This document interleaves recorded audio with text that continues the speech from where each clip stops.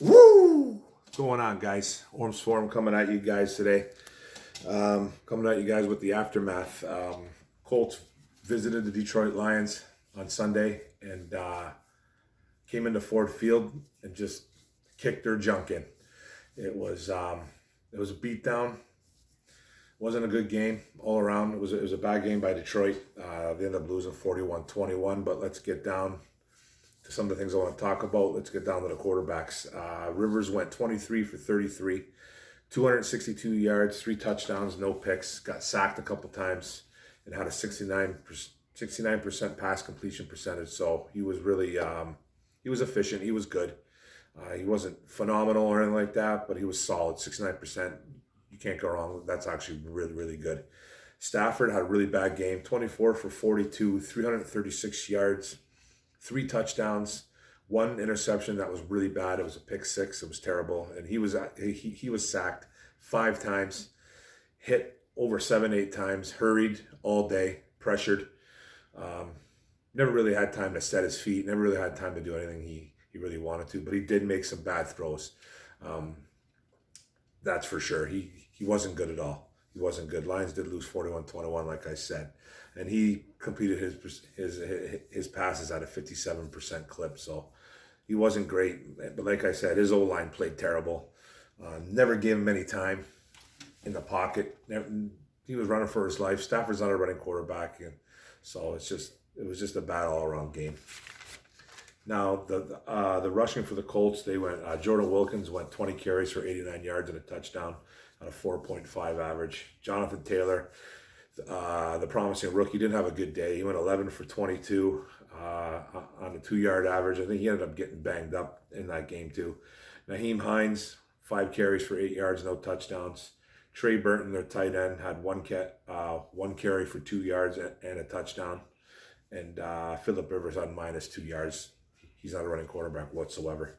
And now the Detroit Lions, man. Now the Detroit Lions stats for rushing. You want to hear this? Want to hear this beauty? This is beautiful right here. Hey? This is absolutely friggin' beautiful right here. This is beautiful. Jamal Agnew, 1 carry for 11 yards, no touchdowns at 11 average, obviously. Stafford was the number 2 guy. 1 carry for 10 yards at a 10 average, 10 yards average. Peterson, 5 carries for 7 yards, no touchdowns, 1.4 yards average. And then DeAndre Swift, 6 carries for 1 yard and no touchdowns. I'll say it again. 6 carries for 1 yard, no touchdowns at a 0.2 average.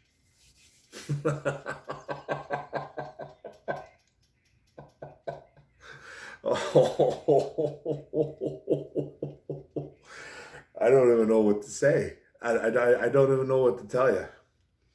I don't even know what to tell you, man. And then people will just blame other aspects of the game.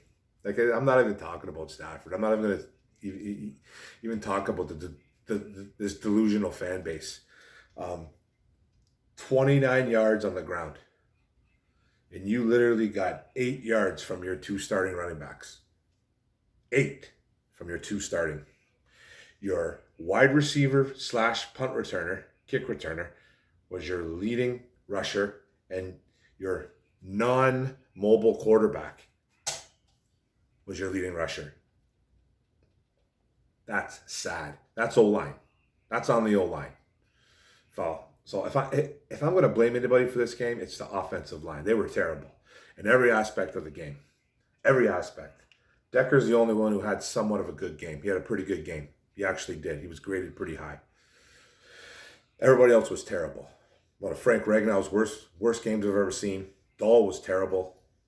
Big V, Crosby, all those guys were all bad. Jonah Jackson didn't have a good game as well. So their rushing game was abysmal, and you're not going to win a ball game against that kind of defense. Collected 29 yards. So, anyways, okay, let's go to the receiving. Now we'll get back to all this. Let's get back to receiving. Naheem Hines had 3 catches for 54 yards. The running back, 2 touchdowns on 5 targets. Couple nice plays. Real nice play on the first one where he juked and did a spin move into the end zone. It was really nice. Zach Pascal, the number 2 guy, pretty much number 2, number 1. 3 catches for 44 yards on 6 targets. Marcus Johnson, 2 catches for 39 yards on 4 targets. Mo Ali Cox, their big tight end, 3 catches for 37 yards on 4 targets. Jordan Wilkins, their backup running back, had 1 catch, 24 yards, no touchdowns on 1 target. Jack Doyle, their other tight end there, had 2 catches, 18 yards, 1 touchdown, 3 targets. Ashton Doolin, 1 catch for 13 yards on 1 target. Jonathan Taylor had 2 catches for 9 yards on 3 targets. T.Y. Hilton didn't do anything. He ended up getting banged up too. He had 2 catches for 9 yards on 2 targets. Trey Burton, their tight end, 3 catches, 9 yards, no touchdowns, 4 targets. Michael Pittman, another rookie wide receiver, had 1 catch, 6 yards and 0 touchdowns on 1 target. He just came off IR as well, so I'm not sure how much playing time he got. But Rivers used 11 different receivers, so he was really consistent. He was good there. He didn't have not one wide receiver really had a great day. Hines, the running back, had 2 touchdowns, so that was really nice for them. But nobody really stood out for numbers and for catches and yards. But it didn't matter because Rivers used the field beautifully. And when you use like 10, 11, 12 different guys, man, that's a recipe for success. So in the Lions, Marvin Hall had 4 catches, 113 yards on 0 touchdowns on 7 targets. He kind of stepped up for when Galladay went out. Hawkinson, 7 catches, 65 yards, no touchdowns on 10 targets. Hawkinson, I think, had a career high in catches, by the way. Amendola, 3 catches, 54 yards, 0 touchdowns, 4 targets. Marvin Jones had a good day. 3 catches for only 39 yards, but he scored twice. He had 2 touchdowns on 7 targets. Jesse James, 1 catch for 23 yards on 1 target. DeAndre Swift, 3 catches, 22 yards, 0 touchdowns, 4 targets. Kerryon Johnson had 2 catches for 15 yards and 1 touchdown. And Adrian Peterson had 1 catch for 5 yards. So Marvin Hall actually stepped up. Marvin Hall stepped up. Marvin Jones had another decent day. That's 2 in a row. So he's going to need to step up now because Galladay's all banged up, and they apparently brought in Mohamed Sanu for a tryout because Kenny Galladay's going to be out for a bit. So and the Lions did no trades, but we'll talk about that anyways. But they ended up losing Galladay in this game. He had a hip, so he ended up going down, and that offense looks so much different without Kenny Galladay. Scary. Now onto the defense. The Colts, man, like I told everybody, don't sleep on this defense, and a lot of people took it for granted. It looks like almost the Lions kind of did too. I don't think they did, but like, you know what I mean. Darius Leonard had 7 tackles, 2 assists, 1 sack, 1 forced fumble. There's a nice strip sack on Stafford. Stafford was running to his right. Darius was chasing him, brought his left hand, smacked the ball out. It was a good play by Darius Leonard, the linebacker. I told everybody to look out for that guy, and I was right. Benner Okereke, I don't know if I'm saying his name right, another linebacker for the Colts, 6 tackles, 1 assist. Karai Willis, 4 tackles, 1 assist. Tyquan Lewis, one of their DNs, 3 tackles, 2 sacks on the day. Xavier Rhodes had 3 tackles, 1 assist. Kenny Moore had 3 tackles, 1 interception for a touchdown. That was a really bad throw by Stafford. And Julian Blackman, the other safety, or corner, I forget what he is, 3 tackles, 1 assist.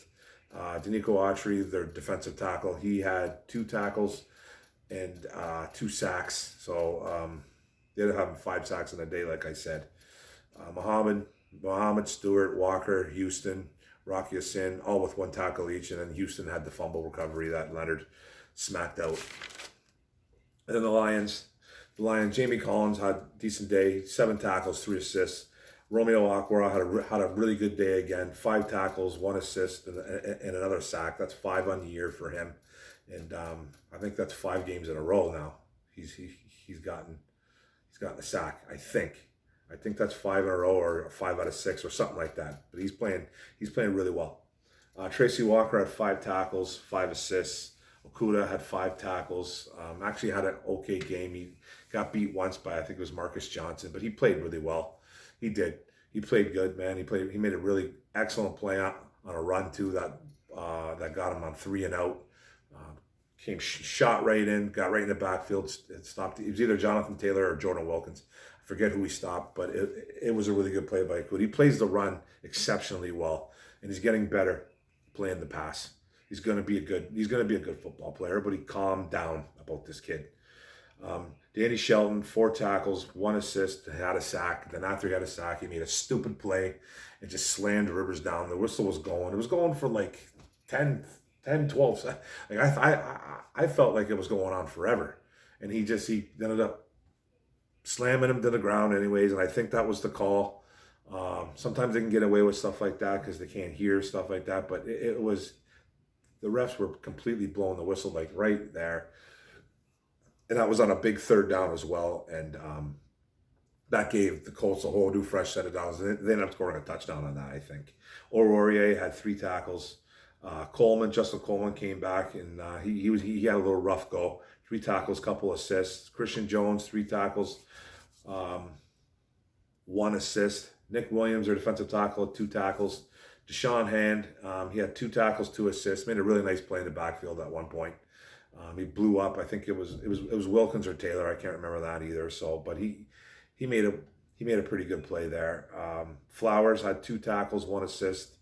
He's on the IR right now too. So expect him to be missing out the next 3 games. J-Ron Curse had 2 tackles, 1 forced fumble made, but nobody recovered it. I think Colts recovered it, or it was hit out of bounds, something like that. Deron Harmon had 1 tackle, 2 assists. Then guys like Davis, Penasini, Ragland, and Killebrew had 1 tackle each. Killebrew had a good day on special teams too. He made a really nice hit on the first, I think on the first kickoff, and then he blocked the punt that led to a Marvin Jones touchdown. And that's what happened here. Marvin Jones had a touchdown in the first quarter, made it 7-0 after a blocked punt, and then the Detroit defense played well in the first quarter.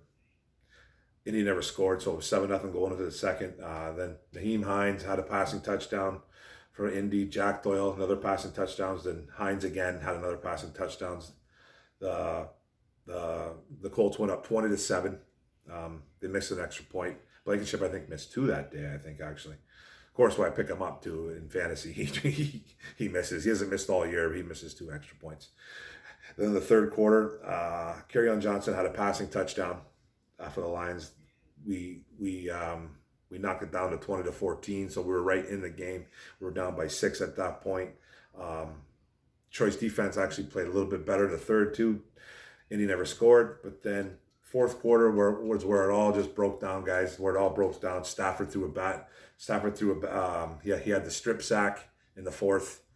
Which led to a rushing touchdown by Wilkins on the 1-yard line. They moved the ball into the red zone, and then Stafford threw an interception return to Kenny Moore, their corner there.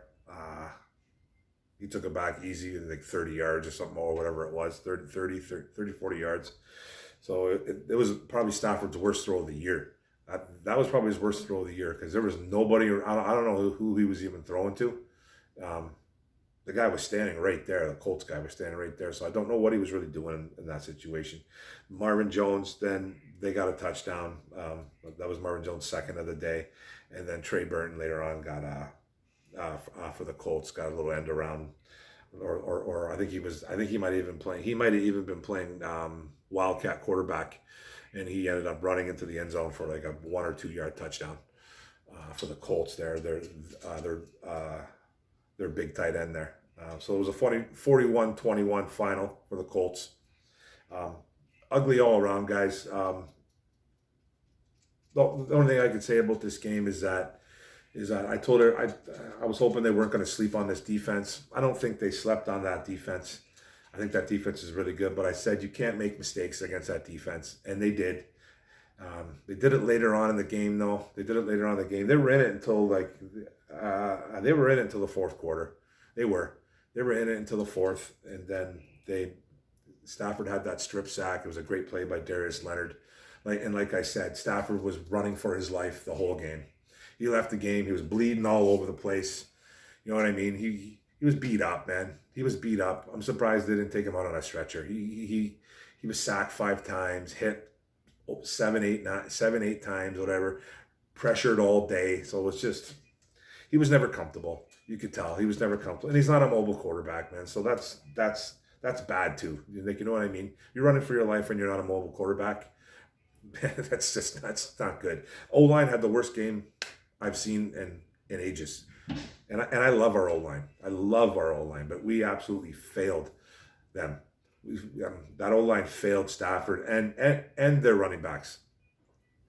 You can't win football games rushing for 29 damn yards. You can't.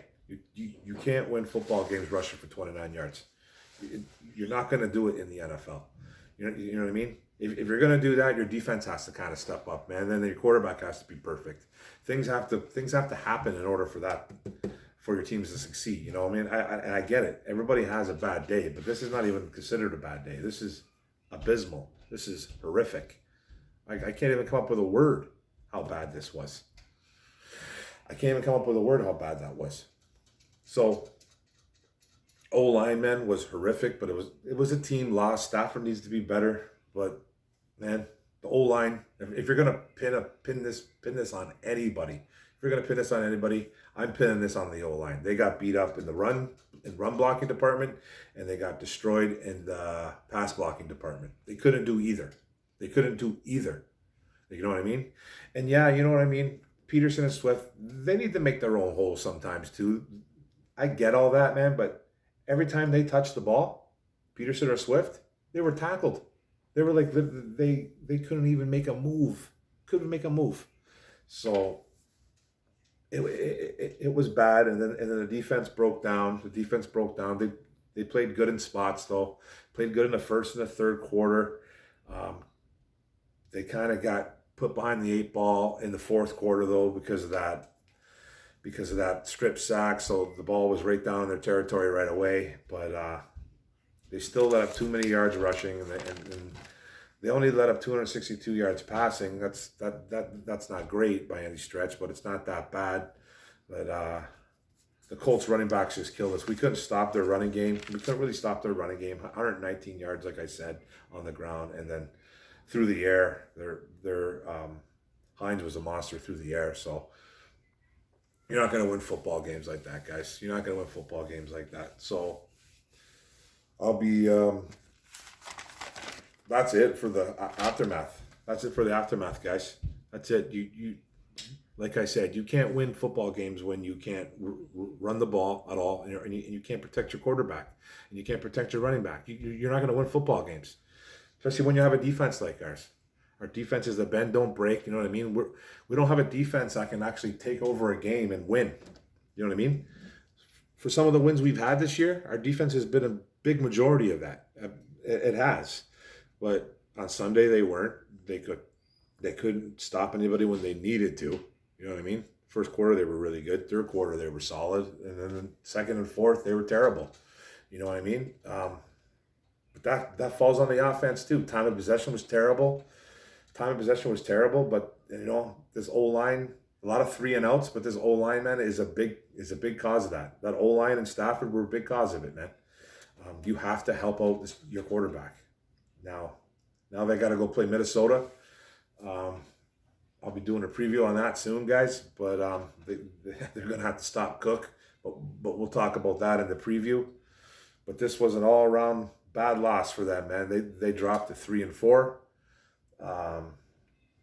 Everson Griffin's going to be your new starting defensive end now for a bit, it looks like, because Trey Flowers is going on IR for at least three games minimum. And they can't play defense. They can't play offense like they just did. They have to play better football.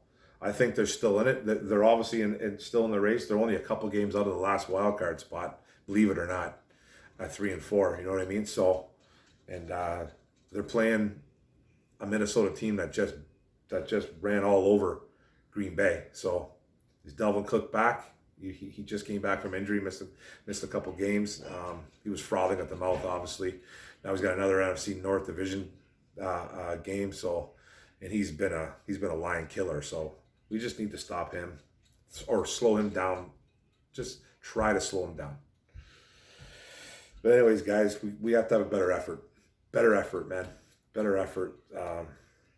But I really like what Hawkinson did, though. Hawkinson's still starting to shine. I love that Marvin Hall stepped up.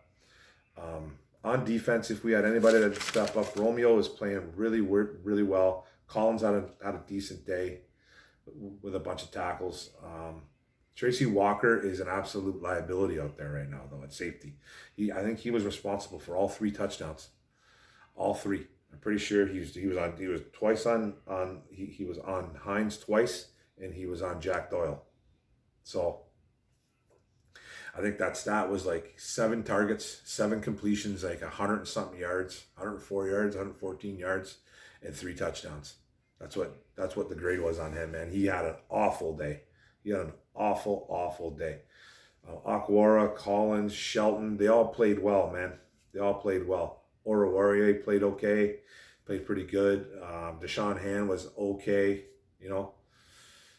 Jaron Curse, you know, they need to make plays, though, man.